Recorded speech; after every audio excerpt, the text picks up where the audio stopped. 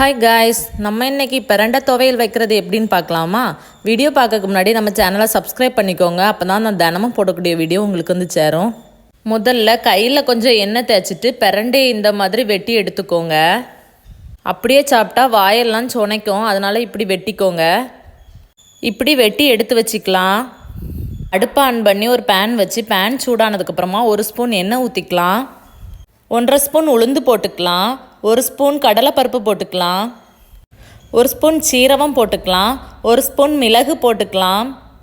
இப்போ எல்லாம் நல்லா பொன்னிறமாக வர்ற வரைக்கும் வறுத்துக்கலாம். 5 சின்ன உள்ளி சேர்த்துக்கலாம். 5 வத்தல் சேர்த்துக்கலாம். இப்போ எல்லாத்தையும் சேர்த்து நல்லா வறுத்துக்கலாம். கட் பண்ணி வச்சுருக்க பிரண்டையும் சேர்த்து நல்லா வதக்கிக்கலாம். நெல்லிக்காய் சைஸ் புளி சேர்த்துக்கலாம். அரை மூடி தேங்காய் சில்லு எடுத்து சேர்த்துக்கலாம். தேங்காய் பொன்னிறமாக வர வரைக்கும் வதக்கிக்கலாம். 2 கொத்து கருவேப்பிலை போட்டு நல்லா வதக்கிக்கலாம். ஆறுனதுக்கப்புறமா ஒரு மிக்சி ஜாரில் சேர்த்துக்கலாம். இப்போது தேவையான அளவு உப்பு போட்டுக்கலாம். தண்ணி எதுவுமே ஊற்றாமல் இந்த அளவுக்கு அரைச்சி எடுத்துக்கோங்க. அவ்வளோதான், சுவையான பிரண்டை துவையல் ரெடி.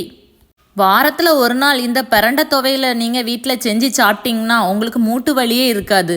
நீங்களும் வீட்டில் செஞ்சு சாப்பிட்டு பார்த்துட்டு எப்படி இருக்குன்னு சொல்லுங்கள் காய்ஸ்.